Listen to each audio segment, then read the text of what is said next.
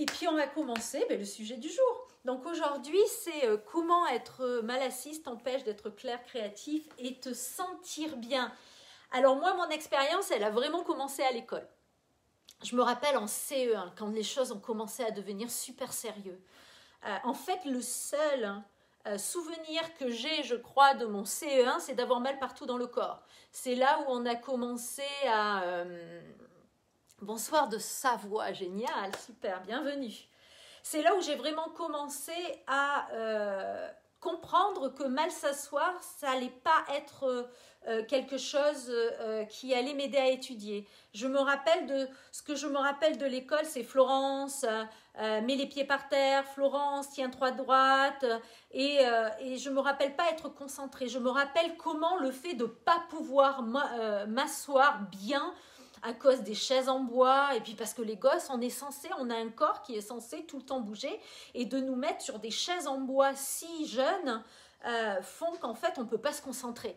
Donc on nous demande de plus longtemps, donc on est en CE1, on a quoi? On a 7 ans, 8 ans en CE1, enfin moi j'avais un an, j'étais de fin d'année, donc je devais avoir 7 ans, et...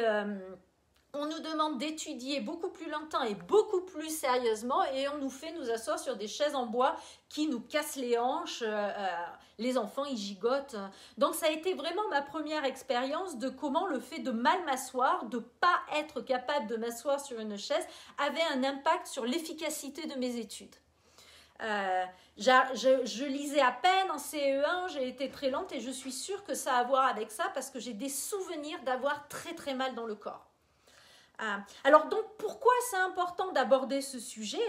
D'abord c'est important parce que plus de 70% des Français ont mal au dos et les raisons qui ont été définies en fait de ce mal de dos, c'est soit qu'on s'assoit trop, c'est pas soit, c'est souvent même soit on s'assoit trop, soit on s'assoit mal et souvent c'est les deux, c'est-à-dire qu'on s'assoit trop longtemps et en plus mal. Pourquoi? Parce que on s'assoit sur des sofas comme ça, on s'assoit sur des sièges de voiture qui nous font ce syndrome du dos arrondi comme ça, alors que naturellement, on va le voir, les lombaires ont cette courbe-là. Donc du coup, on le sait, donc tu vois, ce syndrome du dos arrondi, on se sent mal. Donc du coup, automatiquement, on va remonter comme ça, mais souvent, on le fait en tension musculaire, ce qui fait que ça nous crée des tensions dans le bas du dos et aussi dans le haut du dos. Donc du coup, à cause en fait de tous ces meubles et des heures sur lesquelles qu'on passe à s'asseoir mal dans ces meubles, on a mal au dos et du coup on est fatigué, on a du mal à se concentrer, on a du mal à être effectif et à vraiment faire ce qu'on a envie. En plus, quand on est enfoncé là-dedans, souvent on y reste des heures, on n'arrive plus à être actif en fait.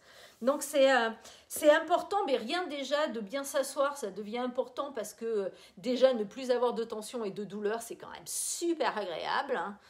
Deuxièmement, quand le corps est bien assis, il y a un flot d'énergie qui fait qu'on a vachement d'énergie, que le corps s'ouvre et du coup, quand le corps est ouvert et que l'énergie circule, le mental se relâche. D'accord? Donc, et en plus...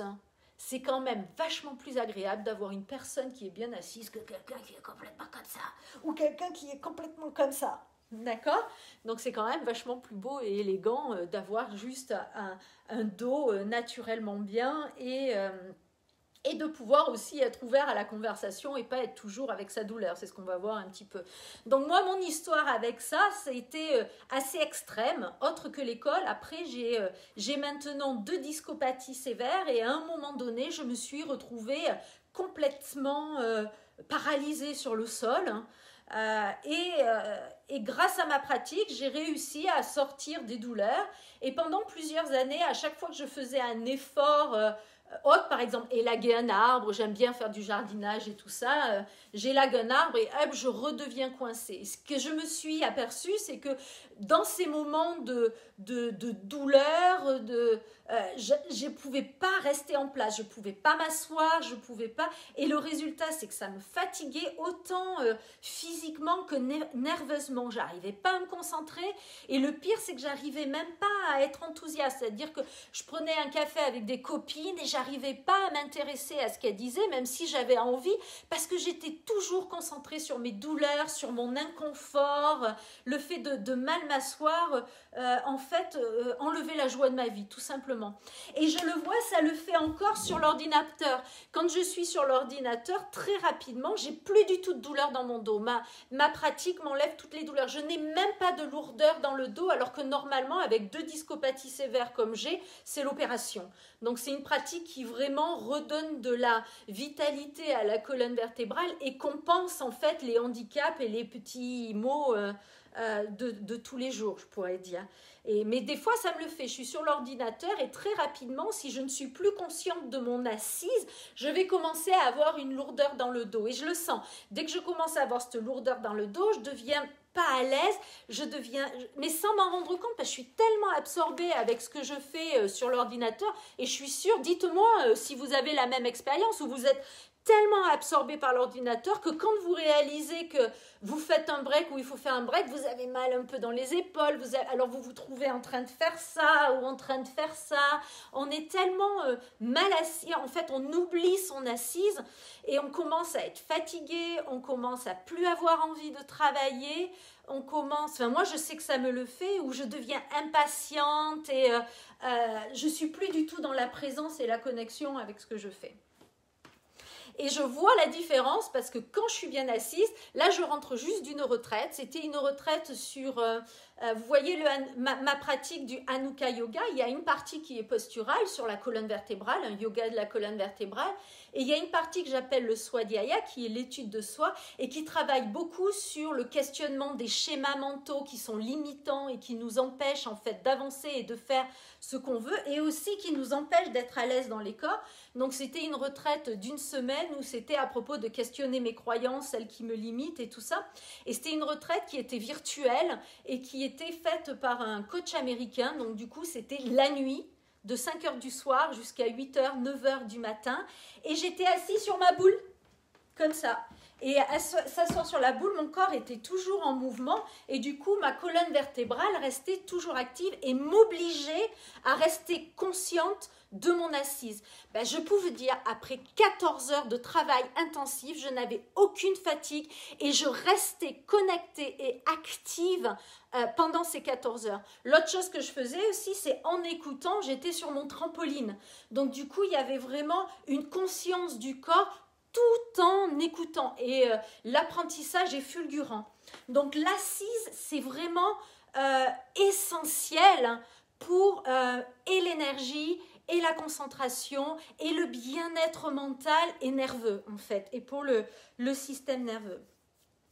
Donc est-ce qu'on a besoin un peu de pensée pour pouvoir se libérer de cette assise qui nous fatigue, qui nous enlève en fait l'envie et l'enthousiasme d'être le mieux, je dirais, de qui on peut être dans cette plénitude mentale qui nous permet de vraiment répondre à ses besoins, puisque c'est l'idée, le bonheur ou la joie vient de cette réponse des besoins intérieurs. Et c'est un peu le chemin du yoga qui va vers une libération et une connexion totale avec soi-même.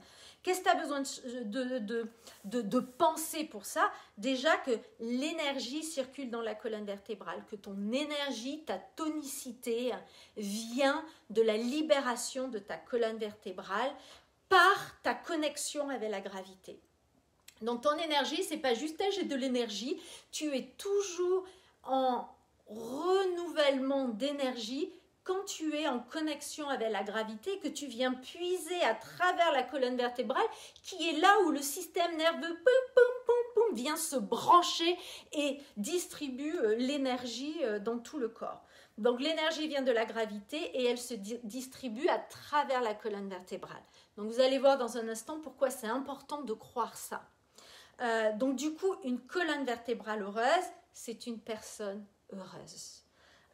L'autre croyance qui est importante de réaliser, c'est que ta créativité, elle vient, ta créativité, c'est l'expression l'expression de ton corps à travers le mouvement.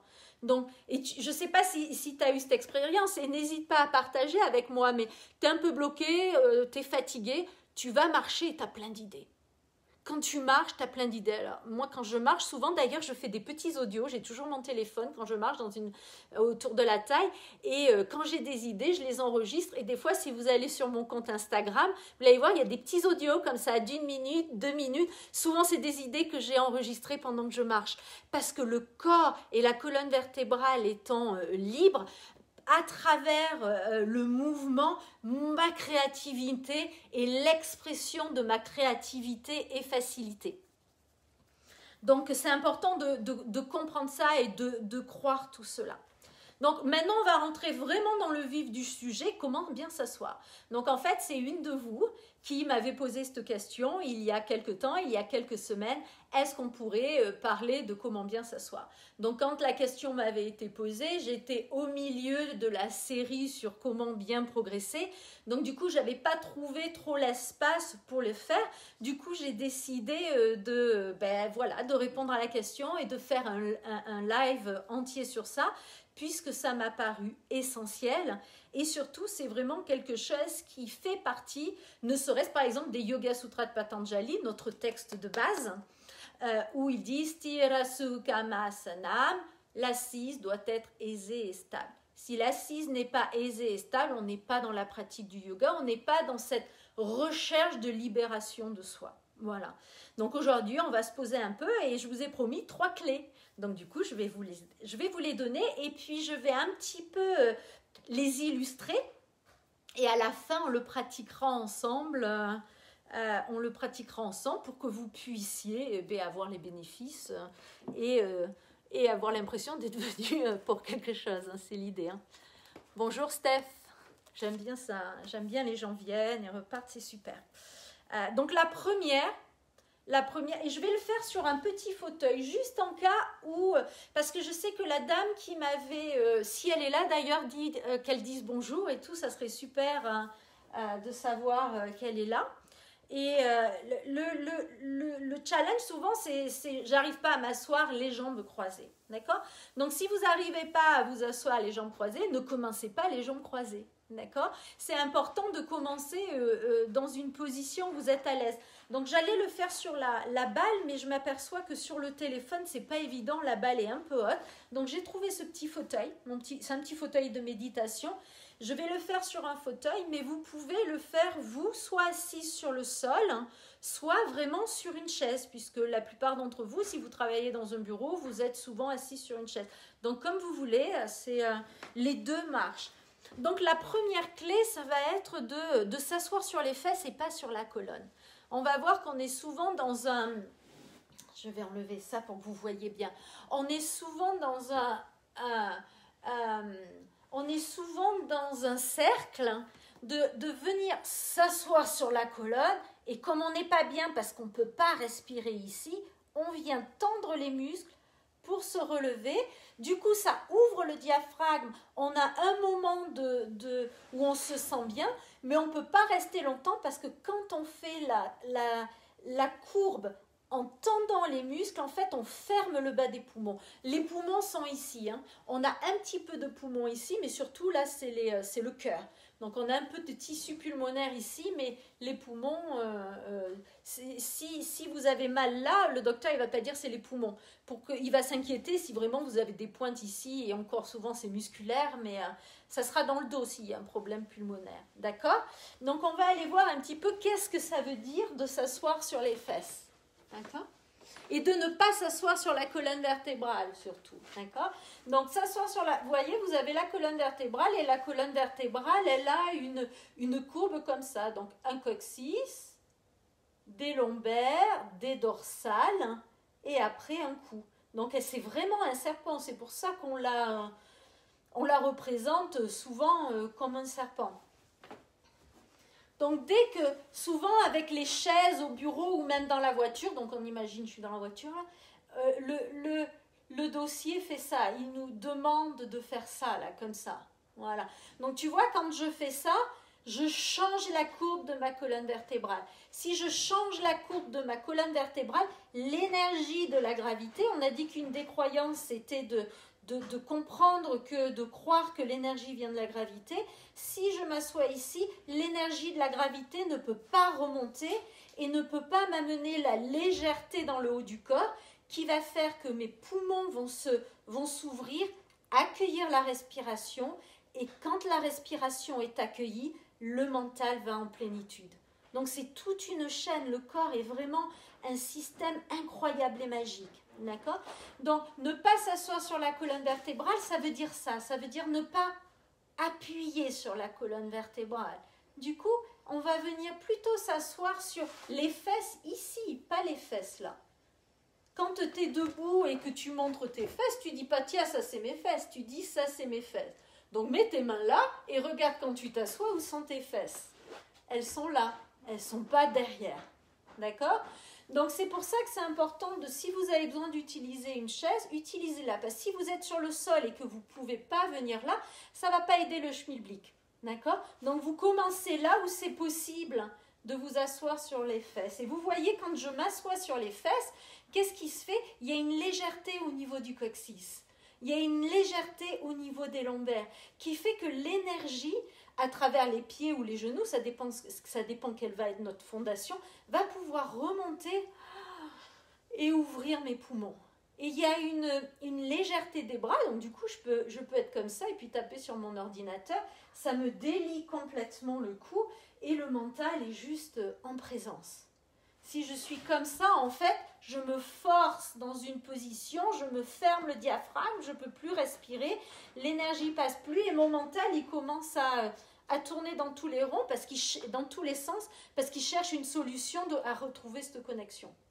Voilà. Nous sommes des êtres faits pour être traversés par la gravité. Donc la gravité vers le bas est ce qu'on appelle le réflexe d'antigravité vers le ciel. Donc c'est cette rencontre des deux énergies qui crée un magnétisme dans le corps et qui crée cette activation qui fait qu'on est actif sans se contracter. Donc là, on parle d'activation et pas de contraction. Donc ça, c'est la première clé. C'est ne pas s'asseoir sur sa colonne vertébrale et bouger vers l'avant.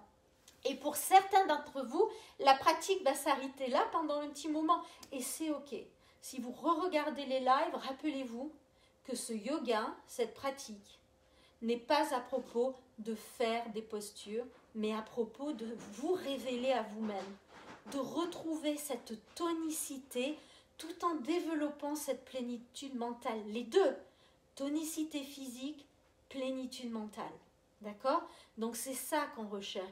Donc si pour le moment c'est juste de trouver une position avec une chaise, sans chaise, couché sur un coussin, vous explorez et c'est ça le fun de la pratique, c'est l'exploration. Avoir, c'était le deuxième principe pour progresser en yoga, c'est avoir un état d'esprit explorateur ou exploratrice, d'accord? Donc, ne soyez pas pressés, prenez votre temps, vous pratiquez comme si vous avez tout le temps du monde et sans ambition. Donc, au départ, c'est sans tendre ici surtout, hein. C'est vraiment, on allège ici pour pouvoir trouver ses fesses, là. Juste ça, d'accord? La deuxième clé, c'est de trouver son assise. Donc, souvent, on est ici et justement, on tend ici. Donc, trouver son assise dans la gravité. Qu'est-ce que ça veut dire? Je vous dis d'aller vous brancher dans la gravité. Qu'est-ce que ça veut dire? Ça veut dire que souvent, c'est exactement ce que je disais. On va venir sur les fesses, mais on va fermer ici. On va en fait bouger la colonne vertébrale avec les muscles. D'accord? Donc ça va créer de la tension et c'est surtout, ça ferme vos poumons. D'accord? Et si vous fermez les poumons, vous empêchez l'oxygène de rentrer. Si vous empêchez l'oxygène de rentrer, vous avez moins d'énergie, le mental commence à aller chercher une solution et il n'y a plus de plénitude mentale. Donc en fait, le processus est toujours assez simple. Quand tu te déconnectes de la gravité et que tu ne la laisses pas infuser ton corps, hein, il y a toute une chaîne qui amène à toutes ces énergies de souffrance, en fait. Et par souffrance, c'est le mécontentement, la fatigue, le découragement, la dépression, la déprime, toutes ces choses-là. Voilà. Ok. Donc, ça va être vraiment le bas de la colonne. Tout en gardant la courbe, je vais aller à l'intérieur de la colonne et je vais me détendre. Tu vois, je descends. Au lieu de me garder vers le haut, mais je ne vais pas descendre en m'asseyant sur la colonne. Rappelez-vous la première clé, on ne s'assoit pas sur la colonne. Ce que je vais faire, c'est que je vais descendre à l'intérieur de la colonne. Donc, vous voulez prendre conscience, et vous savez, il y a la moelle épinière au milieu. Donc, vous pouvez y visualiser comme si vous alliez à l'intérieur de la colonne. Et à l'intérieur de la colonne, il y a un tunnel, il y a un tube où le liquide passe. Vous imaginez, ce n'est pas exactement ce qui passe, mais en visualisant ça, on y arrive bien. Donc, on se met à l'intérieur de la colonne, donc avec cette assise sur les fesses. Aucune tension dans les muscles ici, je n'ai pas de tension dans les muscles. Et si je veux vraiment aller m'asseoir, je vais dans la colonne et comme si j'envoyais un petit bonhomme vers le sol, mais j'appuie bien. Tu vois, là, je commence à vraiment avoir, je commence vraiment à avoir un super contact avec le sol, mais sans m'affaler. Et c'est là où vous allez commencer à avoir un contact avec la détente à l'intérieur et vous activez à l'intérieur de la colonne. Vous faites descendre le poids pour qu'il rencontre le centre de la terre, mais sans vous asseoir sur la colonne, en suivant la courbe de la colonne. D'accord? Donc, si vous êtes par terre, là je vous le fais là, mais je vais vous le faire par terre, ça va être, je viens d'abord chercher, donc il va falloir que j'ai de la place dans les hanches par terre, voilà. Je viens d'abord chercher la fesse, et puis après je viens chercher le sol ici pour vraiment avoir un contact. Donc je veux vraiment avoir, au départ pour vous amuser, si vous ne comprenez pas ce que je veux dire par contact, affalez-vous. Affalez-vous et sentez le poids de votre fesse sur le sol. Et une fois que vous avez trouvé, vous pouvez même mettre vos mains comme si vous vous écrasiez vos mains. Et une fois que vous avez senti ce poids, n'arrêtez pas, gardez ça et allez trouver vos fesses et remontez sans utiliser la tension, en passant dans la colonne vertébrale, sans perdre le sol, remontez. Et là, vous êtes et dans le sol et vous trouvez cette légèreté. Ce qu'on veut chercher, c'est cette légèreté en bas du dos. Pour pouvoir monter plus haut. Voilà. Et ça va vraiment être la troisième clé. La troisième clé, ça va être d'aller chercher cette légèreté. Donc, ce qui m'intéresse, c'est pas d'aller me mettre dans le sol. Ce qui m'intéresse, c'est de pouvoir accueillir la légèreté qui vient du sol. C'est-à-dire que pour marcher, vous le faites. Vous mettez le poids dans le pied et hop, il y a une légèreté qui monte dans la colonne vertébrale, qui allège la deuxième jambe. Du coup, vous pouvez faire un deuxième pas. C'est la même chose ici. Je pose le pied en bas, du coup, j'ai de la légèreté qui remonte en haut. Et de là, je peux vraiment venir et baisser les bras sans perdre la légèreté et avoir ma respiration. Et là, du coup, je peux pratiquement aller en méditation. Et là, dans ces moments-là, quand vous êtes bien assis, vous avez totalement une connexion, une présence, une concentration. Tout va être beaucoup plus facile à comprendre. Tout va être beaucoup plus facile à mémoriser. Il y a une présence et la présence avec l'instant moment, avec l'instant présent, c'est le yoga. Dans l'instant présent, tout va bien. Si vous vous mettez là juste maintenant, tout va bien. C'est que si le mental divague dans le passé, qu'est-ce que j'aurais dû faire, j'ai pas fait, qu'est-ce que j'ai encore à faire, qu'il y a de la souffrance. Mais dans ce présent-là, dans cette assise-là, il y a une paix, il y a un calme. Et en même temps, vous n'êtes pas dans l'affalement, vous êtes vraiment, il y a une activation. Vous allez dans le sol et vous accueillez dans le haut du corps cette légèreté. Et ça va être le gros challenge de cette pratique. C'est-à-dire que quand on travaille de contraction, quand on travaille en contraction, ce que la chaise en fait à l'école nous a obligés de faire, on n'était pas à l'aise, du coup on s'est contracté, on se tient et on a commencé à prendre l'habitude de s'asseoir sur la colonne vertébrale et après de se redresser en tendant. Donc ce cercle vicieux nous empêche d'avoir accès à cette assise et à cette présence. Donc c'est important de reconnecter avec ça. Et de savoir que le mental, il a perdu l'habitude d'aller dans deux directions.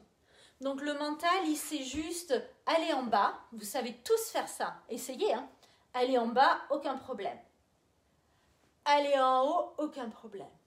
Mais essayez juste aller vers le bas pour aller en haut. Donc du coup, c'est comme si vous aviez le bas de la colonne vers le bas et le haut de la colonne vers le haut. Et du coup, il y a les deux en même temps. Et ça va être un petit peu le challenge du jour. D'accord? Et peut-être même de l'année. Parce qu'après, on va amener tout ça dans d'autres assises, dans d'autres postures.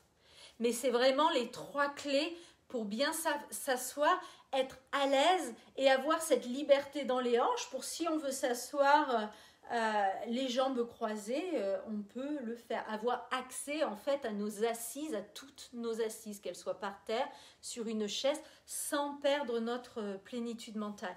Donc l'idée, c'est en arrêtant de s'asseoir sur la colonne vertébrale, mais en s'asseyant sur les fesses. Du coup, on libère le bas de la colonne. En trouvant à travers les fesses cette assise pour avoir le rebond, pour trouver cette légèreté à travers la colonne vertébrale, qu'est-ce qui se passe? On retrouve l'énergie dans le corps et on retrouve la plénitude, la présence et la concentration de l'esprit. Donc c'est quand même un peu magique, ça vaut le coup. Moi, je trouve que ça vaut le coup d'essayer. Voilà. Donc, j'avais envie de vous donner un exemple à quelqu'un à qui c'est arrivé, avec qui on a travaillé avec ça. Donc, c'était une dame, c'était une esthéticienne à la retraite qui avait envie de se faire un cadeau. Elle avait très mal aux hanches et elle s'est fait un cadeau de 10 séances de cours individuels avec moi. Et donc, du coup, elle ne pouvait pas s'asseoir par terre. Donc, on a commencé, ça fait 20 ans qu'elle ne pouvait plus s'asseoir par terre, d'avoir travaillé debout. Esthéticienne, c'est très dur pour le corps, comme travail. Du coup, on a commencé sur la chaise et puis on a commencé, on s'arrête de s'asseoir sur les fesses. On va en même temps, une fois qu'on est arrivé sur les fesses, on va se connecter avec la gravité pour pouvoir recueillir cette aisance en haut du corps et accueillir la respiration dans les poumons et cette liberté du coup qui fait qu'on a cette plénitude mentale. Au bout d'un petit moment, pas très longtemps, une séance ou 2, elle a réussi à s'asseoir sur le sol. Et là, une explosion de joie. Et j'étais là, mais qu'est-ce qui se passe et tout? Je ne sais jamais ce qui va arriver. Moi, je suis toujours éblouie par les résultats de ce yoga. Parce que le yoga va toujours te donner ce dont tu as besoin. Donc moi, ce que tu as besoin, c'est pas la même chose. Donc ça me surprend toujours les résultats. Et là, donc, je pensais qu'elle était juste super contente parce que ça fait 20 ans qu'elle n'avait pas réussi à s'asseoir sur le sol. Et que là, elle y est arrivée. Elle me dit, mais non, mais je suis contente de m'asseoir sur le sol, mais en fait, dans ma vie de tous les jours, ça ne me sert à rien parce que je ne m'assois jamais sur le sol. Mais par contre, le processus qu'on a fait, ça a relâché une joie et une énergie en moi incroyable. Elle me dit, je ne sais pas d'où ça vient, mais c'est absolument génial. Tellement génial elle est revenue la semaine d'après, elle me dit, je ne pouvais plus m'arrêter, tous les jours je montrais à mon mari, je m'asseyais par terre et cette même joie arrivait, j'étais là, regarde chérie, je peux m'asseoir et tout, mais une joie incroyable. Donc c'est vraiment essentiel de s'asseoir bien, c'est pas juste oh c'est ok, c'est pas grave, je le ferai quand j'aurai le temps. C'est vraiment quelque chose qui peut vraiment changer votre vie et amener cette énergie qui nous manque. Puisqu'on a envie de faire plein de choses, il faut qu'on fasse et du sport, et aller voir les amis, et avoir une super carrière, et s'occuper des enfants et tout ça. Donc on a besoin de cette énergie et de cette tonicité jour après jour. Donc cette esthéticienne était retraitée et était absolument enchantée de sa découverte et de cette joie qu'elle avait retrouvée. Donc, en quelques mots, que faire et que pas faire, d'accord? Donc, on ne s'affale pas. Donc, je vais vous introduire un petit peu les 3 états d'être. Souvent, on confond l'état de relaxation et l'état d'affalement. C'est « Oh, je vais me détendre ». Je me mets sur le canapé, je me détends, je pense à rien. Donc, en yoga, en fait, dans ce yoga-là, dans cette approche du yoga, ça, c'est ce qu'on appelle l'affalement. C'est pas bien ou pas bien, c'est juste l'affalement. C'est pas de la détente, c'est pas de la relaxation. Donc, il y a l'état d'affalement, comme ça, comme je vous montrais tout à l'heure, où on s'assoit sur sa colonne vertébrale. Et puis, il y a l'état opposé, qui est la contraction. Voilà, où on va se tenir comme ça, où on est soit comme ça, les épaules comme ça dépend des gens. Sur l'ordinateur, on est comme ça. Moi, ça m'arrive très souvent d'avoir mal ici. Cet état de contraction, il y a des gens, j'ai rencontré un marathonien, enfin je travaillais avec un, où il avait sa tension dans les orteils, il avait les orteils complètement pliés. Donc on a tous une manière de s'en contracter. Donc on a l'affalement, la contraction et après on a la détente. Donc la détente, c'est exactement s'asseoir bien, c'est-à-dire pouvoir avoir, on ne se tient pas, mais on va chercher la gravité pour avoir cette assise, pour avoir cette relaxation et après remonter. Donc on est en présence. En fait, en détente, on est très présent. C'est ce qu'on appelle la pleine conscience. Donc on est entre ces deux états et on est présent. On est léger en haut, mais assis en bas. C'est toujours ça. Que l'assise soit sur les pieds, les mains, la tête, les genoux. Une assise, c'est pas obligatoirement sur les fesses. Je ferai d'ailleurs un autre live sur ça parce que comme ça, on pourra explorer d'autres postures. Donc tu ne veux pas t'affaler. Tu ne veux pas te contracter parce que c'est fatigant de se contracter. Et ce que tu veux faire, c'est te détendre. Être au milieu, en connexion à travers ta colonne vertébrale avec la gravité et l'énergie opposée qu'on peut appeler la lévité, par exemple. Celle qui va vers le ciel et celle qui va vers la terre. Donc, je suis consciente que si tu as déjà très mal, et je pense que la personne qui n'arrivait pas à s'asseoir et qui posait cette question, peut-être avait très mal aux hanches ou avait très mal au dos et du coup se sentait en douleur quand elle s'asseyait sur le sol. Donc je comprends qu'il y ait peut-être une petite peur ou une petite anxiété d'essayer tout ça. Je comprends aussi qu'il y a certains d'entre vous qui ont essayé plein de choses et qui n'arrêtent pas d'essayer de s'asseoir sur le sol et puis que ça ne marche pas, par exemple.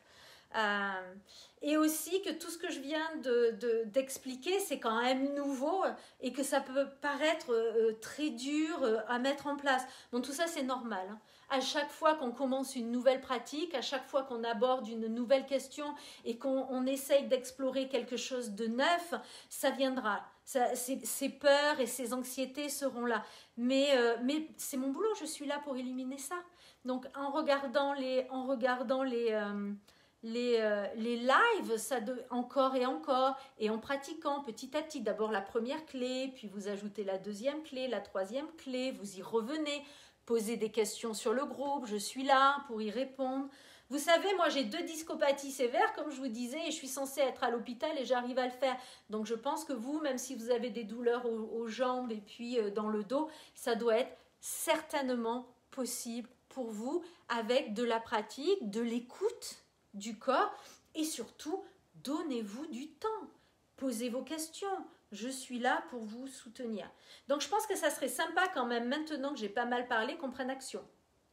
Donc asseyez-vous sur une chaise, asseyez-vous par terre sur un coussin, là où vous êtes juste avant d'être mal à l'aise en fait. Donc je vous donne 1 minute. Et si vous avez des questions, c'est vraiment le moment ici. On a encore un quart d'heure. Je prends vraiment le temps. C'est le quart d'heure où je prends le temps de répondre à vos commentaires, vos questions. Vous avez juste à les écrire et je peux y répondre. Donc prenez le temps de vous asseoir et essayez de trouver cette bascule. Donc, on veut trouver cette bascule ici sans tendre les muscles du dos, d'accord? Sans tendre les muscles du dos. Donc, encore une fois, ce qui va être le plus un challenge, je dirais, pour le mental, c'est de pouvoir faire cette bascule sans tendre. Parce que c'est un peu contre-habituel, en fait, puisqu'on est souvent les chaises, s'asseoir sur des chaises, nous ont habitués à contracter le dos pour pouvoir rester assise, pour pouvoir garder cet équerre ici. Donc ici, on veut venir. Donc, n'hésitez pas à vous pencher beaucoup plus en avant pour avoir cet angle ici. Et après, d'ici, remonter et revenir un petit peu ici, tout en gardant la décontraction ici. Ce qu'on ne veut pas, c'est contracter les muscles, c'est ça qui vous donne mal au dos. D'accord ? Et une fois que vous avez trouvé ça, si vous l'avez trouvé, sinon restez avec ça ce soir. Vous pouvez voir et revoir ce replay à vie, donc il n'y a pas de problème. Restez avec, si vous en êtes juste là. Rappelez-vous, ce n'est pas à propos de la posture, c'est à propos de vous découvrir. C'est ça qui est délicieux, c'est cette découverte de soi, cette découverte de nouveaux chemins en nous qui nous gardent dans la beauté et le bonheur de l'instant présent. Et une fois que vous êtes là, vous allez essayer d'aller trouver cette assise. Donc, si vous avez besoin de sortir pour trouver l'assise, le poids, revenez là chercher le poids, vous pouvez disséquer les différentes clés et après les remettre ensemble. Et c'est ça l'exploration. L'exploration va vous demander d'aller dans des chemins que vous n'avez pas explorés avant. Donc vous pouvez amener le poids et de ce poids-là, le garder tout en sans contracter les muscles, remonter et garder le poids. Et vous allez le voir tout de suite. Quand vous faites ça, si vous le faites vraiment sans contraction musculaire, la troisième clé vient se révéler à vous. Il y a une légèreté qui vient dans les poumons et vous respirez automatiquement. Si vous avez les narines ouvertes, l'air va rentrer. Vous n'aurez pas besoin de... Vous allez être respiré. Vous importez et puis vous faites, hop, vous remontez. Automatiquement, l'air rentre. Donc en fait, la troisième clé, c'est un cadeau. L'inspiration est toujours un cadeau. L'expiration est une réorganisation du corps, mais l'inspiration est toujours un cadeau.